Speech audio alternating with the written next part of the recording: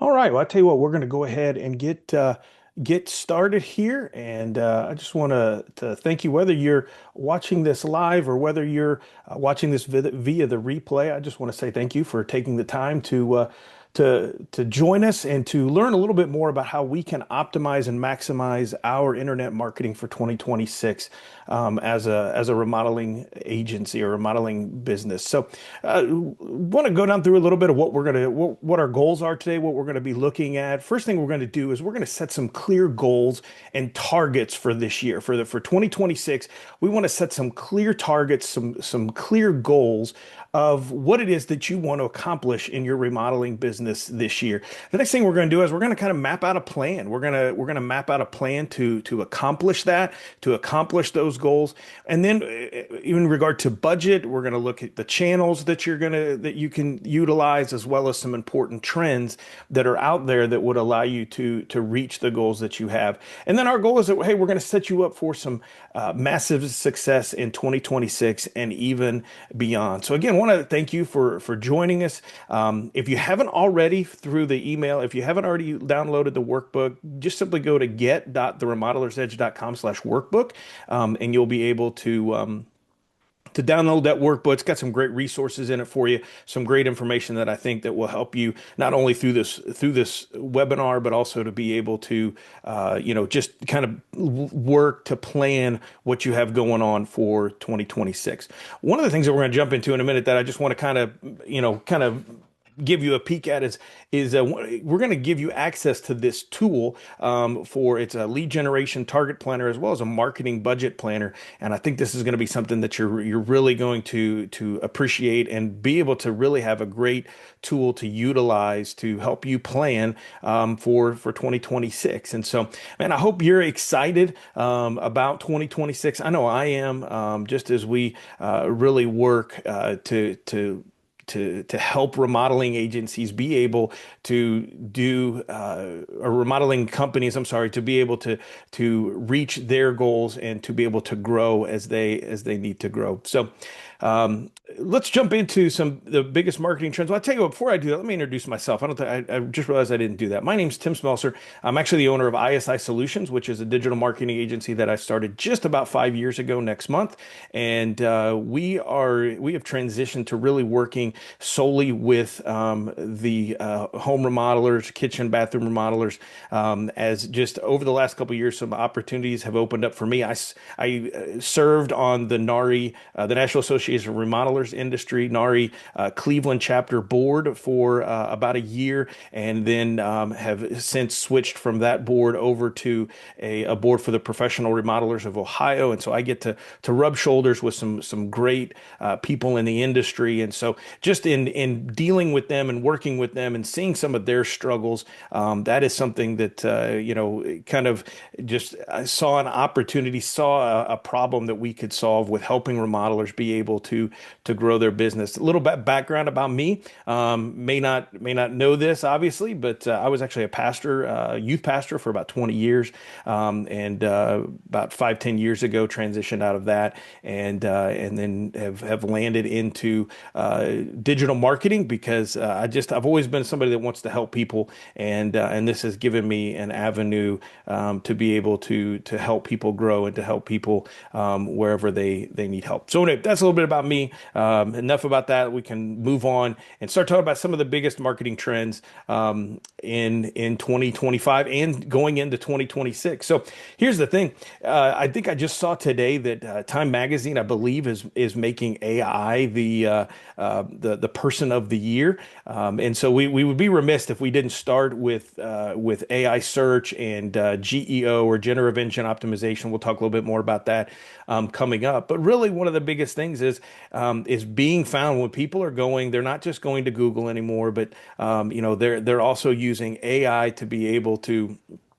They're using AI to be able to search for the best remodeler near me, and so visibility is now driven by authority, reputation, and trust signals. It's not just solely based on rankings anymore. But and then the next thing is consultation booking. I think homeowners nowadays are really, just we get everything delivered, right? We do everything from our phone, whether it's ordering food or ordering our groceries and those kind of things. And so many people want to be able to be able to order things and do things from their phone, from the comfort of their living room. And so I think one of the things is to be able to start the remodeling process online. And it's not just about booking like a service call or ordering food, but it's about starting the process and being able to have that ability from their phone. And the next is two-way texting. Again, along with that, we have become a society that we live and die by our phones. And so texting is just a big thing. And so having the ability to text with your clients, with potential leads and prospects is really important. And as well as AI integrations. Now, I want to kind of step back. I should have said this to start before I started this. Like, is obviously your agency or your business may be at differing levels, right? We may have agency owners that or I keep saying agencies, remodeling companies that are watching this, that are remodeling contractors that are, in that they're just kind of getting started, right? They're in that 500 to $1 million a year in revenue. And then we may have some that are in that 1 to 3 or maybe 3 to 6 or even more above 10 and above. Depending on where you're at are that's going to help you know what you need to do and how you can do it. So some of these things for our larger remodeling companies or remodeling contractors may not be as important because they're able to have staff. They're able to have one of my clients I work with right now. They're large enough where they have a staff that they don't necessarily want to have the texting in place or want to have the consultations book line because they want to have that personal touch because obviously that's what we all desire. But some of you, maybe, it's just you and a few other, a crew and the time is of the essence for you. So, AI integrations are a big thing that can be used to help, smaller, remodeling companies be able to grow their business and be able to help nurture clients. And then finally, video. Video is one of the most powerful trust accelerators in remodeling, right? It's getting a face in front of people,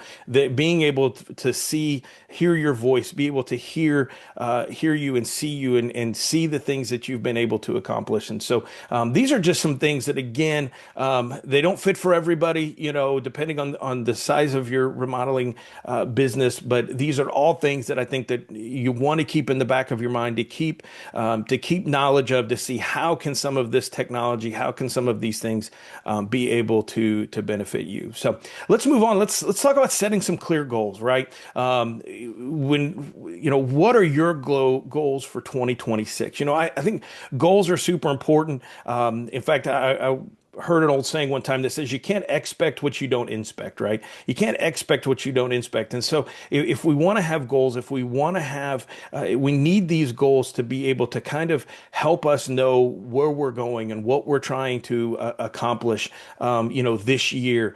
And, without these goals, we're kind of like this sailboat. We're just kind of like, just wherever the current takes us is where we're going. But when we have some clear goals in mind, we have some clear goals written down, it's like wind in our sails. And so I would just encourage you that as we dive into this, that you will look at how your goals can help drive your business forward for 2026. Again, if you haven't gotten the workbook, we're going to dive into some great things here. So just again, go to get.theremodelersedge.com/workbook and be able to grab that workbook. All right, so let's start with this. Let's jump in. Let's kind of look at a current snapshot of what your business is, right? What is a current snapshot? What's your average monthly revenue? Now, some of these, maybe you're not doing a great job of tracking these things, so you may have no idea. So maybe this might be a little bit of homework for you to go after you get done watching this and really look and determine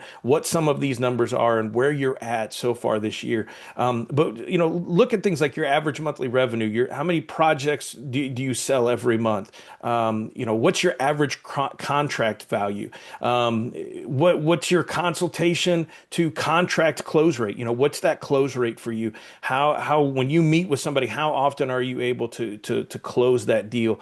What's your current number of active crews or project managers, for your business? And then what about your typical backlog? How many months are you booked out? Like, what is that average for you? Right now. So I'm going to give you a moment just to kind of think about those, look at those things, and see kind of where you're at before we move on.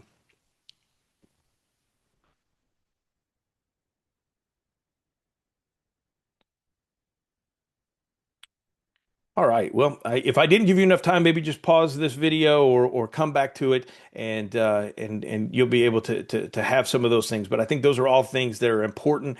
That if you're not tracking those things, that you're able to have those things, um, uh, nailed down and kind of at the top of your mind to know just where you're at. All right. So let's move on to 2026. What does 2026 look like for you? What is your what's the goal for your annual revenue? Are you currently at 3 million and man, you'd like to go to 4 million, or are you currently under a million and you'd like to get above a million this next year? What's your annual revenue goal? And here's the thing, be realistic. Like, don't say, okay, I'm at 1 million, man, I want to go to 10 million this year. Maybe that's not, completely that realistic, but at the same time, man, don't be safe. I actually just started reading a book today called the scaling strategy or something like that. I just started it, so I can't remember the name of it. But man, and just even in the introduction, it talked about sometimes that when it comes to our goals, when it comes to setting goals, sometimes society teaches us to be too safe. So, don't be too safe, but at the same time,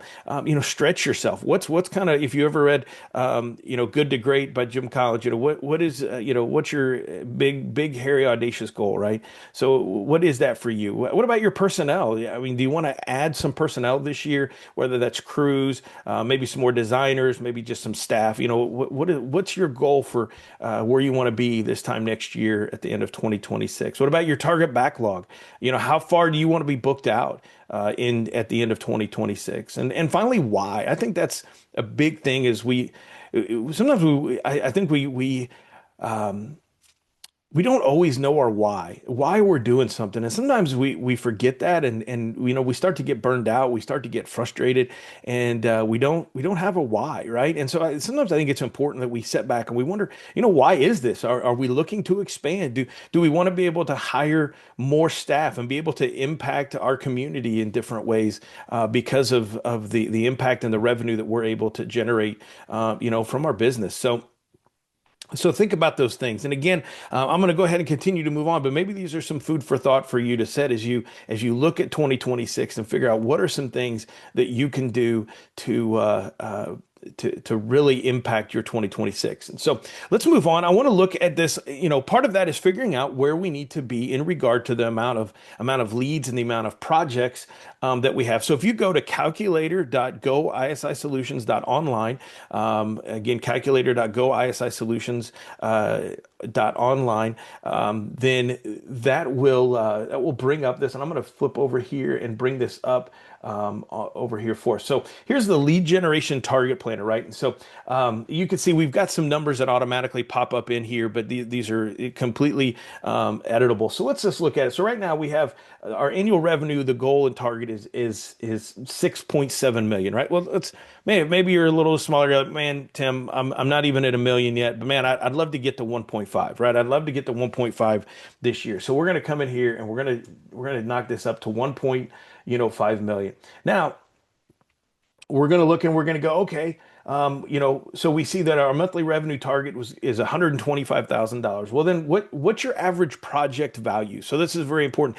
Obviously, a kitchen renovation is priced a lot differently than a bathroom renovation, or even a whole home renovation, or a basement renovation. They're all priced, but what's your average? It's good to know that your average. So let's just say, if you're less than 500,000 and you're trying to get to that 1.5 million, let's just say that your average is 50,000, right?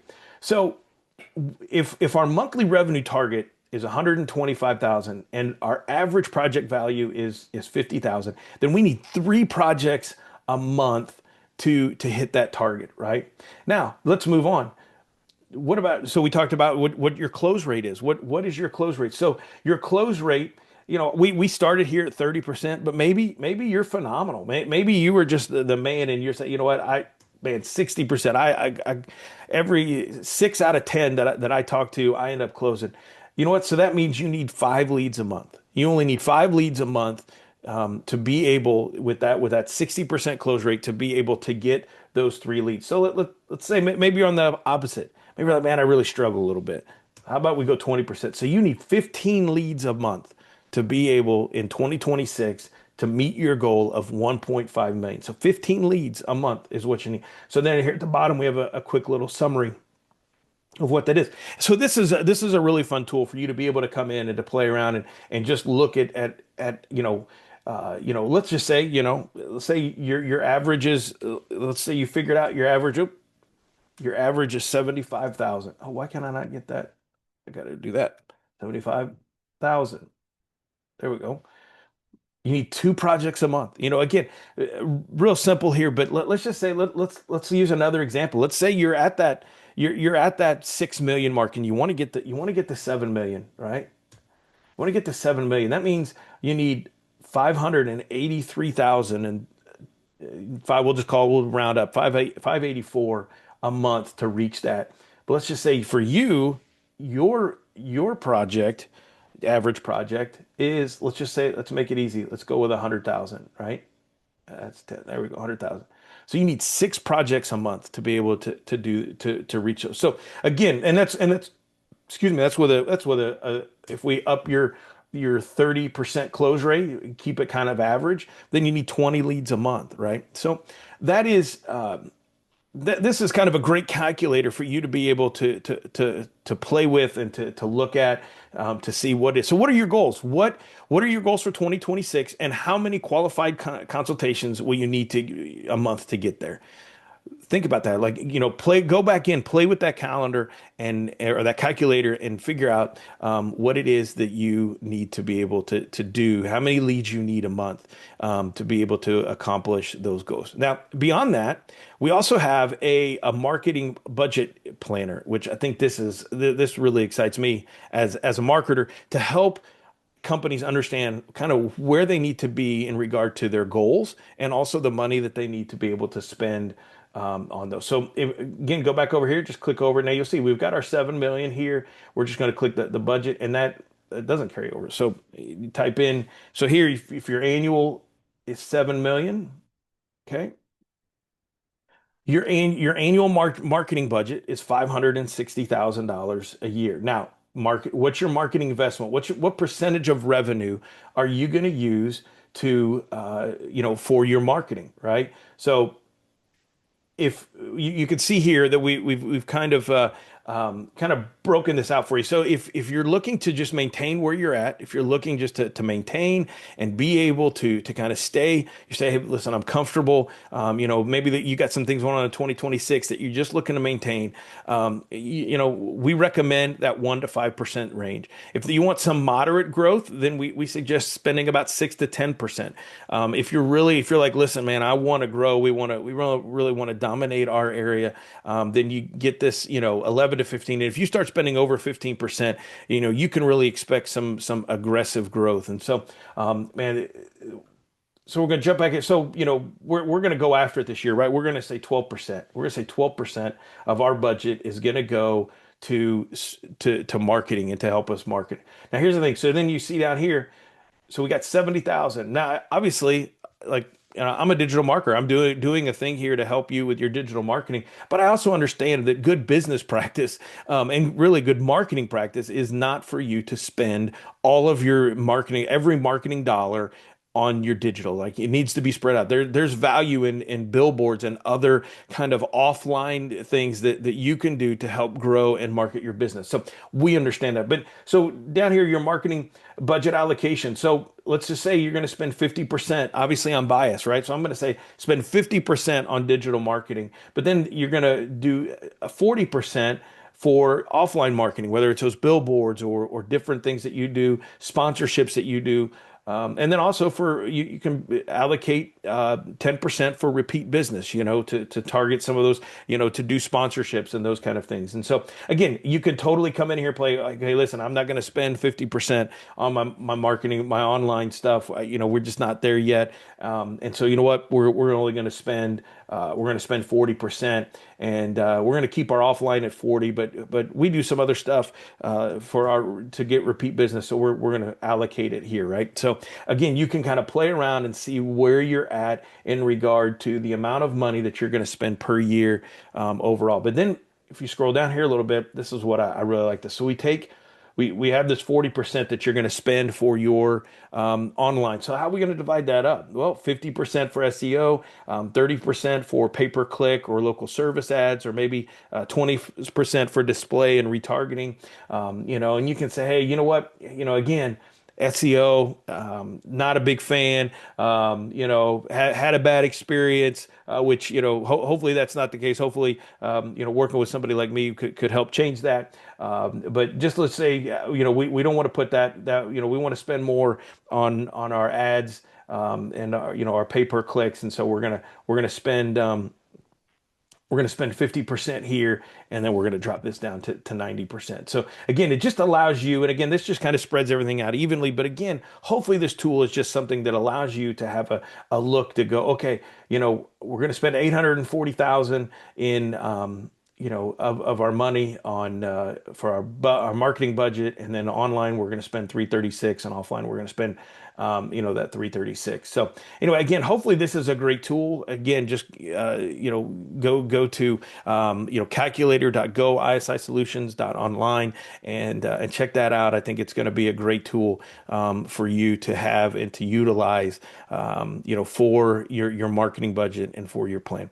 All right, so let's move in now to some strategy. Let's talk strategy. This is the part that I get excited about and get juiced up about, because one of the things that we've really looked to is we've really looked to develop a framework for the remodeling industry, for remodelers to be able to implement into their business to help with their marketing strategy. So we call this the Remodeler's Edge. And so we kind of take a three-pronged approach with the Remodeler's Edge, right? We this isn't like step one, step two, step three, but it's kind of like a three-pronged approach that we kind of do all of these at the same time to be able to help market your remodeling company. The first part of that is optimize. We want to optimize what you already have. Most remodelers out there have a website. They have a Google business profile. They have different things that they already have done in getting their business started. And so we want to take that. Some marketing agents want to come in and wipe everything out, but we want to try to optimize what it is that you have. And if you'll focus on optimizing what you have and getting it optimized to the level that really begins to garner some attention from Google and from your clients, we feel that it's going to be a huge help. The second thing is build. So once we optimize kind of that foundation, once we get that foundation set, then we want to build off of that. We want to build on top of that, and we're going to cover these components here in a minute. And finally, the second thing is we want to grow. We want to look to how can we expand, how can we grow your business. So let's look here at some of these different prongs that we're going to look at. The first thing, and I think this is kind of almost a given, is your website, right? When it comes to your website, it's so important that because this is generally the very first handshake, the very first experience that a potential client has with you. And listen, if your site looks outdated, if it's slow, if it's disorganized, homeowners are just going to assume that your craftsmanship is very similar. And so one of the things that we want you to do is we want you to look at your website kind of from a 24/7 showroom perspective, right? Visuals are revenue. So in a kitchen and bath, you sell the visual dream. That high resolution photography is a non-negotiable. We've got to have high resolution photography, right? And that's one thing. Anytime I talk to a remodeling company, they're always like, we want to have all these pictures on our website, and that is for sure so important. But one thing that I notice with a lot of remodeling companies' website is that they focus so much on the photos that they forget about the content. They don't want to have content on their website. And so this is what I always tell you need a balance for your website. You need a balance of a website that looks good to people, but that it also looks good to AI, and that it also looks good to Google, right? And so it used to be just people and Google. That's who you had to worry about. But honestly, now it's people, it's Google, and it's AI. And so you got to have pictures, but you also have to have content. It's important that we have content because that is going to help with Google and with AI. So content is so important. So getting back to the pictures, the portfolios, before and after photos, again, grainy images aren't going to look great. And so, design reflects capability. So a clunky site that suggests a clunky remodeling process, it's a sleek site. We want to have a sleek, good looking site. And again, this is all kind of in the eyes of your brand and in your business. But we want to have a site that looks very, very good. But with that comes some trade-offs, right? Optimization for search. We've got to optimize it for search. So if we have those great pictures and we have those great content, then we've got to make sure that the site is fast. And this is what I find out because, listen, as somebody who's done a lot with photography myself, you can take some really, really beautiful, great pictures as a photographer, but when you take those photos off of that card and you put them onto your computer and you see how large they are, sites it can just cripple a website because of how big they are. No matter how fast your internet is, it can really cripple. And so the site has to be optimized for search. It has to be optimized for mobile. Google looks at mobile first and foremost when it comes to site speed and those kind of things. So your site has to be fast. It has to operate well and look good on mobile because that is where the majority of Americans are searching and looking at stuff is on their phone. So that's important. And then you've got to have that local SEO, some of the local SEO basics, right? You've got to have that kitchen remodeling in your city, right? You've got to have that information. And you've got to be able to tell Google what you do and where you're, what you do and where you're at. Don't make them guess your location, right? So I always tell people there's three things that you want to tell Google. You want to tell them who you are, you want to tell them what you do, and you want to tell them where you do it, right? Those two things. Who you are, what you do, and where you do it are huge when it comes, to your website. So, here's some things that how can we get your website to convert well? So let's look at a few things. Three conversion drivers. Online booking, again, that's something again, just depending on where your remodeling business is, it may not be as important. But again, online booking, two-way SMS chat. That's a big thing on websites nowadays that people are used to using and looking for is that chat feature to be able to chat with somebody about maybe answering some questions they have, and also, having a clickable phone button on there, especially for mobile. So add real authentic images of your team to the homepage and throughout the website. Add video elements to your website, website welcome video, videos for each of your services if you can, video explaining why someone should contact you versus the competition. Showcase your online reviews. Again, we're going to talk about some of this stuff in more detail. But handling those reviews and showing those reviews are very important. Get the basics in order, right? Your phone number up in the upper right hand corner. Ensure that there's a web form that customers can fill out. Add some credibility. The authority symbols, whether it's the Better Business Bureau, Angie's List, NARI, the National Builders, all those different kind of things.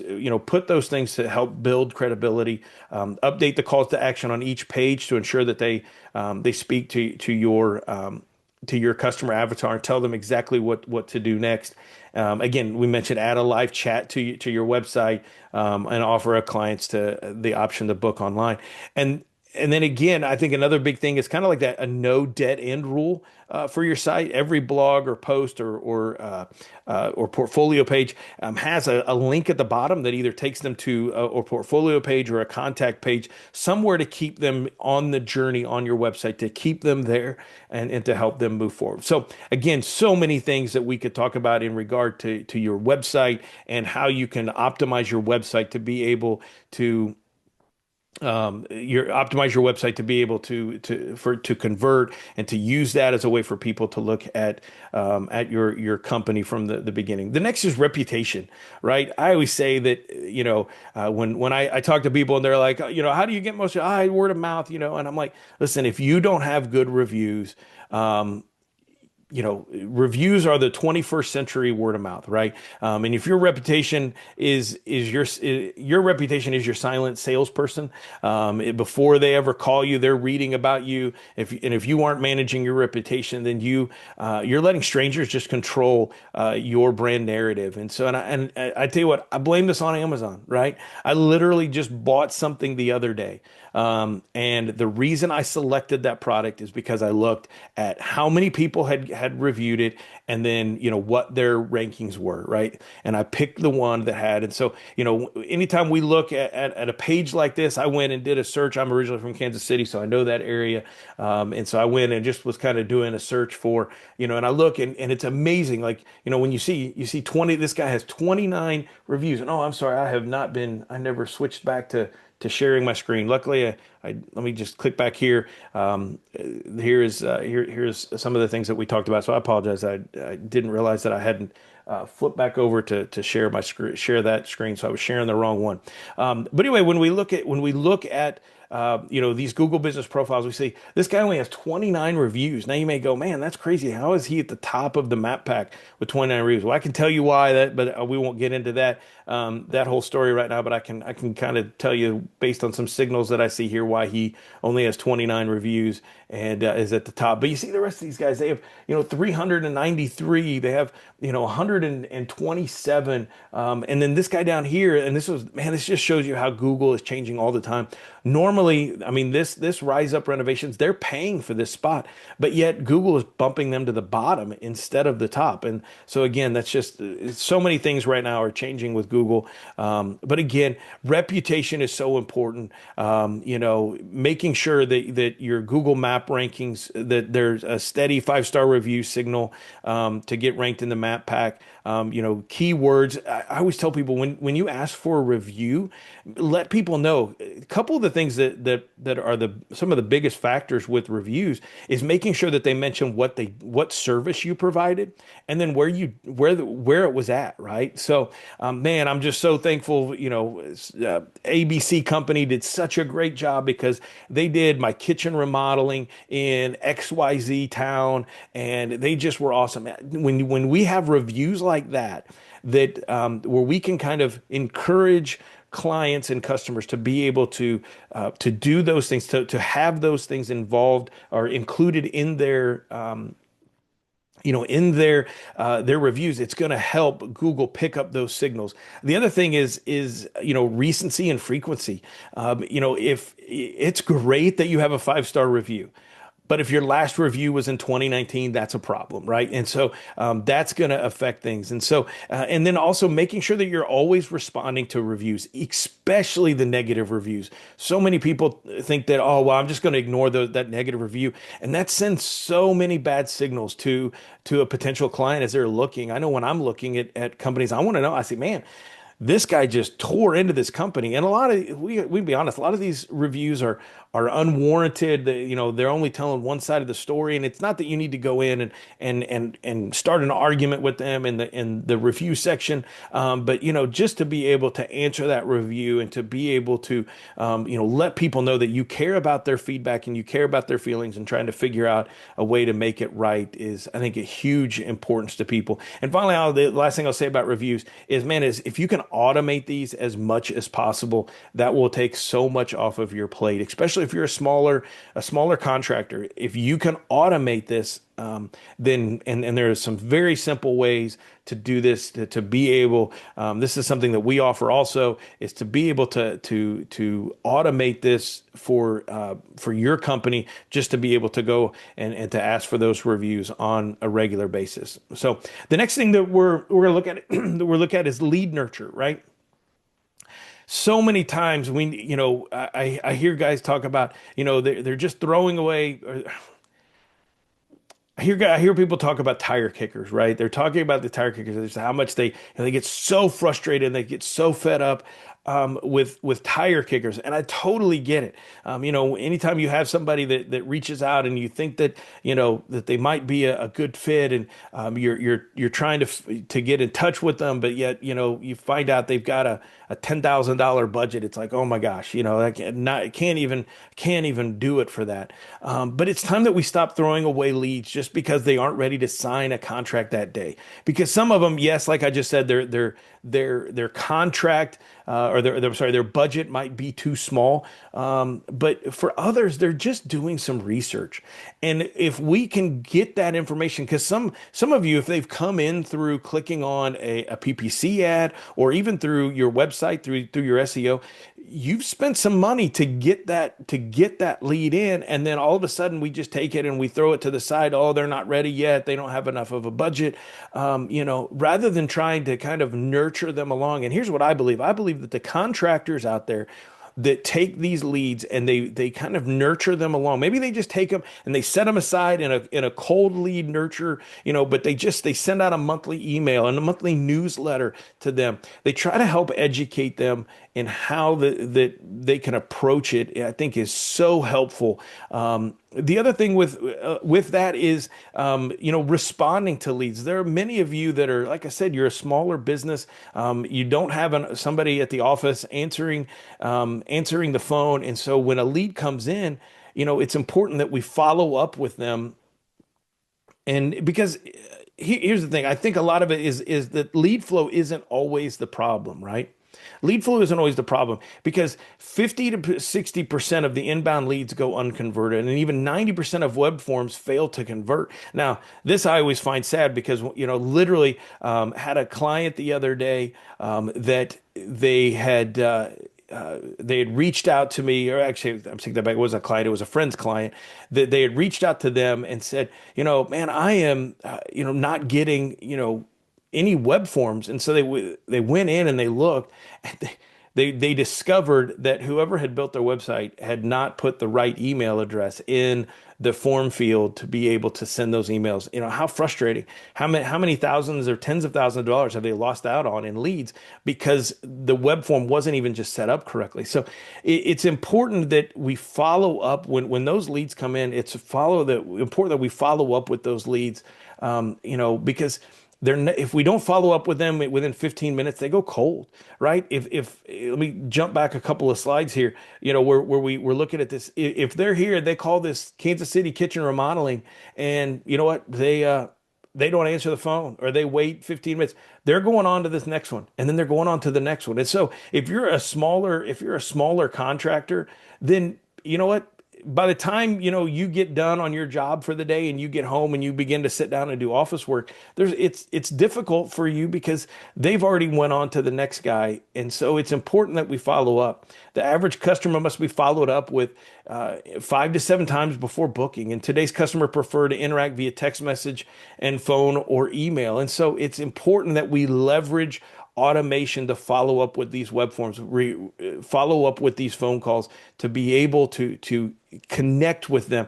I think I'll be getting to this in a little bit later, but even with AI, man, AI can allow, we have the ability to build AI agents that can literally answer your phone for you. And listen, people know that they're talking to a recording. They know that they're talking to AI, but listen, if they're just going to voicemail versus, being able to talk with somebody and get some information, the ability to train these AI agents is incredible. And so if you're not utilizing AI, then you're really missing out. So, beyond, I wish I had the ability to pop up a little poll because, I would wonder if a lead comes in at 2 p.m. on a Tuesday while you're on the job site, how long does it usually take you to call them back? A, within 5 minutes, do you have a team or automation set up? Or B, within an hour, or the end of the day during your drive home, or even maybe the next day?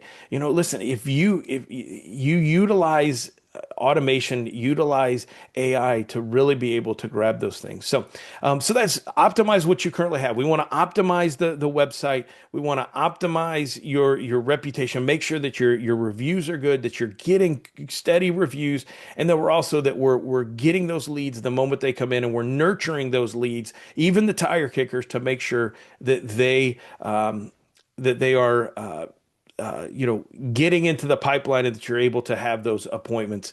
And so then we're going to move on to build. And the first thing in build that we look at is our organic SEO. So organic SEO is no longer just about tricking Google. It's about becoming the most trusted authority in your market, so that whether a prospect asks Google or Siri or ChatGPT, you are the answer. So we're moving from a keyword focus to an authority focus. A lot of people ask, does SEO still matter? And the answer is, in my opinion, absolutely. Because everything that we have going on, we have this new frontier again with AI search and with visibility. And so it's about optimizing for the machine. Homeowners are asking AI complex questions. They're asking, like, who's the best design build firm for historic homes? And being the cited source is important, and it's almost a necessity for us to be able to do that, or to show up in that AI search. I'm going to come back to AI, but just looking at again, I mean, is SEO important? Yeah, because you've got search results like this that people are still looking at, right? Does SEO still matter? Yeah, because 71% of the clicks happen in this map pack, and 67% of the first five listings. And you can see here a study by Moz called the Mozcast Feature Graph estimated that organic results received roughly 71.33% of clicks, while paid search ads received about 11%. So it's important that you're up here. It's important because, again, the more places that you can be found, the more places that you're relevant, the better it's going to be in getting those leads, being in that map pack, right? That Google business profile. You kind of treat that as your second homepage, by posting photos, your weekly answer Q&As, NAP consistency. So your NAP is your name, address, and phone number, making sure that is consistent everywhere on the web. It is so important for you to do those things, and then also to compound the compound interest of marketing, right? The asset mindset where, unlike ads, SEO is a real asset. I always tell people, SEO is a marathon, not a sprint, right? And so you've got to go into SEO with a long-term mindset, like in a long end game, because eventually what's going to happen is, you're right. You know what? SEO is and can be expensive, but the longer that you do it, the more results that you get, the more work that's put in consistently with your SEO, because SEO is just about sending signals to Google. It's sending signals all over the internet to say, hey, ABC company is the company to use in this community, right? It's about sending those. And when you pause for very long, then you lose that momentum. And the longer that you do SEO, the more momentum that you gain, and the more ability that you have to really be able to have a lower cost of, or a better ROI, right? So because the cost to acquire the customer is so much less because of all of the SEO work that has been done. So does it still matter? It absolutely does. And so that brings me to this section here that I was going to get into about AEO or GEO. And so let me just kind of, again, this is also new, and even the marketing industry is still trying to figure a lot of this out. And so when you hear terms like AEO or GEO, they mean the same thing, right? So AEO is answer engine optimization. This is the kind of the term that I've adopted a little bit more, is answer engine optimization. And it focuses on creating content that answers common customer questions directly, improving your visibility in platforms like Google, voice assistants, and AI generated responses. Where GEO stands for generative engine optimization. It's the emerging practice of optimizing your content to rank and get visibility, AI powered search engines and chat based. And so there's really an important, and I went in again looking for Kansas City, and look what chat is giving. It's giving literally a map of all of the different ones, and it's giving their star rating, right? And then when you click on one of them, it brings up almost this Google Business Profile type, um, you know, section that they can look at and get, excuse me, information about that company. And so AI is so important to make sure that you're not just, for our clients, whenever we're working on SEO, we're also working on their AI visibility. In fact, this is something that I wish it was ready for this. We just weren't able to get it ready in time, but we're actually working on an AI visibility validator, right? We are working to put this together to where you can come in here and be able to enter in your name, the industry that you're in, and be able to kind of get a downloadable PDF report to see how you're appearing in search. And so AI is just so important. However, it's still new. It's still, everyone's still trying to figure this out, and so I just want to give you pause and give you encouragement that Google's still king for direct service-based searches. They are still king. And so we do, when we do SEO, we're still trying to appease Google. We're still trying to get to show up in those searches, but we're also trying to make sure that AI is picking those things up as well. So while many users are bypassing that traditional search and asking AI tools directly, we still have to make sure and that's why now is in 2026, quite honestly, I think is really going to be a turning point, because I think after 2026, there are some speculation that by the end of 2026, a year from now, that Google search may just be nothing more but AI generated. I mean, even with their Google business profiles, they're already beginning to roll out. They've taken away the Q&A sections in a lot of Google business profiles, and they're replacing that with like an AI search feature that people can ask questions of the AI about that Google business profile. So it is so important that you are working to make sure that you're showing up in both places. So again, just to go down through this rather quickly, figure out what the most important keywords are based on your service and your service area and the search volume. Use tools out there like Google Keywords and some of these others here that we've listed. Make sure that your website is set up with unique pages targeting those keywords. Make sure that you're targeting, individual cities. So not only just having a general service page, but also have like kitchen remodeling plus XYZ, community. Make sure that you're targeting those communities, because that's what's going to help Google get those signals. Again, it's all about the signals, about Google getting those signals, of where you are relevant. Optimize your website for user experience, site speed, core vitals. Optimize for SEO, for on-site optimization. Again, there's a lot that we could go into there. Build your authority off-site. This is off-site optimization. And then, of course, track your results. Here's another slide. We'll just go ahead and skip over this. And so next we look at paid search. Now we're just going to kind of briefly hit on this, because paid search I think is pretty self-explanatory. Paid search is kind of what I would call, it's kind of like a faucet, right? It's an on-demand faucet. Paid ads like this and paid search are great, because if you're like, because SEO, again, like I said, it's a marathon, not a sprint.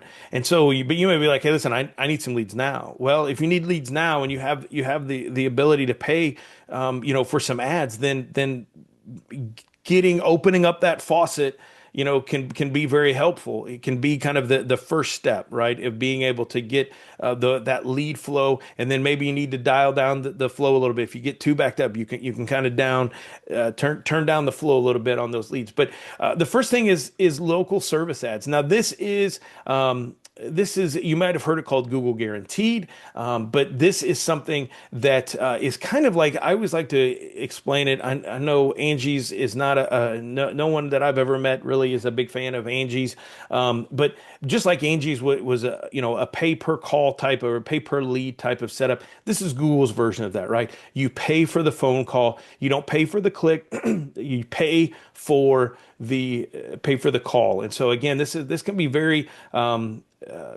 very beneficial. I will tell you, you want to make sure that you're tracking it. You want to make sure that you are making sure that every call that comes through that they're charging you for, because these calls aren't cheap, right? They can be literally $50 up to several $100, for some of these LSA calls or local service ad calls. But again, if it turns into a $50,000 kitchen or bathroom or something, then what does it matter, right? And so, but this is a great way that you can kind of turn on again a lead flow there, quickly. And again, Google ads, the pay per click ads, and this focuses a lot more on the keywords, and those kind of things. And then finally, retargeting automation. We've all visited a website and then went to CNN or Dick's Sporting Goods or something like that, and then all of a sudden the site that we were just on, has as ads popping up, and it's like, oh, how do they are they following me? Well, yeah, they are. They're retargeting you, and that can be a way to help gain some traction and kind of stay top of mind with somebody that visits your website. So, all right, moving on. Next, the final thing in the build is your database. And so a lot of people don't realize that you are sitting on a gold mine. Most contractors ignore the hundreds of people who already know, like, and trust them to hunt for strangers. And this is about mining for the gold that you already have. Like I said earlier, you've paid for some of these leads, and this kind of goes back to what I was talking about with the tire kickers.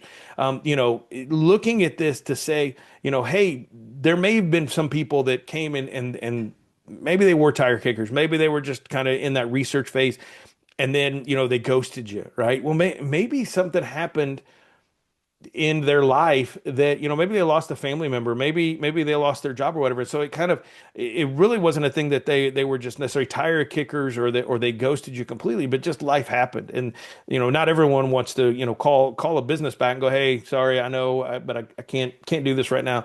So they just move on. And I think a lot of contractors miss this opportunities. They just delete that phone number, they delete that email, and they get frustrated with tire kickers. But if you can send maybe a simple 9 word email that just says, hi Joe, are you still looking to remodel your kitchen this year? If you sent that to an old lead, or the massive responses that you could get are incredible. Or even like if you send out a text message. Hey Mike, this is Sarah from Elite Kitchen Remodeling. Just following up on our previous conversation about remodeling your kitchen. Are you still looking to move forward with your project? Yeah. Are you still interested? Or yeah, we're still interested, but been busy. Exactly. Everyone says they're busy. What are next steps? Here you go. Book a spot on our calendar. Reactivating, having a database. That's why a lot of I'll speak to the smaller the smaller remodeling companies right now. One of the first things that you need to invest in is a good CRM, making sure that you can manage all of your email, all of these text message, all of these things in one place, and that CRM can grow with your company is just so important, and so vital to your business growing. And so again, having a database and working to utilize that database is just so important. All right, so we're going to move on next to the grow prong, right? The grow prong, and the first thing here is market expansion. This is where we want to grow. We want to expand. Think about this kind of as a oh, what's the word? Kind of like an oil spill strategy, right? An oil spill. It's just kind of just, it starts, wherever the leak starts, and it just begins to spill out. And, if somebody in your town says, hey, I'm looking for a kitchen remodeler, are you the first person are you the top of mind? Have you kind of dominated that area? Okay, then it's time that we kind of again, the spoke in the wheel, or the hub and the spoke, right? We begin to move out, we begin to expand our territory, and be able to do that, whether it's through that digital hub of location pages, where we build out a location page again, signaling to Google, hey, listen, we are now servicing this community. We're new into this community, and man, we want to be your kitchen remodeler. We want to be your bathroom remodeler. And so, it's kind of like a virtual planting, if you will, right? It's a digital move in before you physically move in. You're kind of digitally just kind of moving into that area. But again, market expansion, growth, and expanding your reach. Next is the brand authority. Again, we've mentioned brand. Brand is so important. If there's one big transition, again, that's going, it's not just about keywords anymore. It's about brand. And so brand is such a huge thing. Is brand as an entity, as an AI connection, to look and to see what is out there, the power of branded search, right? Are companies searching for your brand? Are they finding you because they're looking to your brand? And also it allows you to become kind of a content leadership, right? Content leadership to educate people, to put information out there towards them. But again, just developing that brand, having that brand, to be able to just be the go-to company for your area. And finally, strategic alliances. Man, it's so important. Just think if a past client refers you, refers somebody to you, that's one job. But let's say you find a an interior designer that is maybe not on your team. Maybe you're a smaller, some of these bigger design build remodeling companies they keep everything in house. But maybe you're not design build. Maybe those are things that you have to kind of sub out, and you have to look for referrals from that. Finding an architect, finding a realtor, finding different people that you can have strategic alliance with to help find to help make those connections and find you, is so important. Think about it from like a showroom strategy, right? You build relationships with tile shops and cabinet showrooms, and be the name that they drop when a customer asks, hey, can do you know somebody who can install this? You don't install, can you help install? Other thing is, like, you can partner up with shared marketing, and even think about this. We talk about SEO and the importance of backlinks, and building authority and building your brand. Having a link from your site to their site and from their site to your site. That's just, again, something that's so important to have and so valuable to have. And so that's it. That's the Remodeler's Edge. Being able to kind of walk you through this, I hope has been very helpful in giving you some ideas of things that you need to do, some things that maybe some areas that you're not, that maybe you're not meeting where you think you should be, or maybe some places that you haven't even thought about. And so hopefully this has been helpful, for you. So here's what I'll say. Let's finish up with some action items. What are the top action items, that you're walking away with from this? What are some things that you're walking away with that you can use and implement in 2026? And so I would encourage you um, to be able to jot some things down. And I hope that, again, this has been helpful. And we're almost reaching the hour mark, and so I want to be respectful of your time. And in no way has this been any type of a hidden sales thing. But I'm just tossing this out there just as kind of an offer, that this Remodeler's Edge blueprint. If you want us to sit down, again, this is free of charge. We're not charging for this. But if you're saying, hey, you've talked about a whole lot of stuff that some of the stuff I'm not sure about. I'm not sure where we're at, where we're showing up in AI, and where we're at in search and those different kind of things, and just what we're doing. I would love to sit down with you and kind of go over some of this and to chat. So if you just want to go to get.theremodelersedge.com/schedule and find a time that works for you, there's a little form on that page that you can fill out and look at. And to provide us some information before we meet, and then love to sit down and provide you with just not only a report on everything that we see, but also some recommendations on what it is that you can do moving into 2026. Whether you have another marketer that you're already using, you have an in-house team that you're using, or if it's something that you want to use us, to do for you, we'd be more than willing to have that conversation with you. But this is really just meant to honestly just be something that can help you,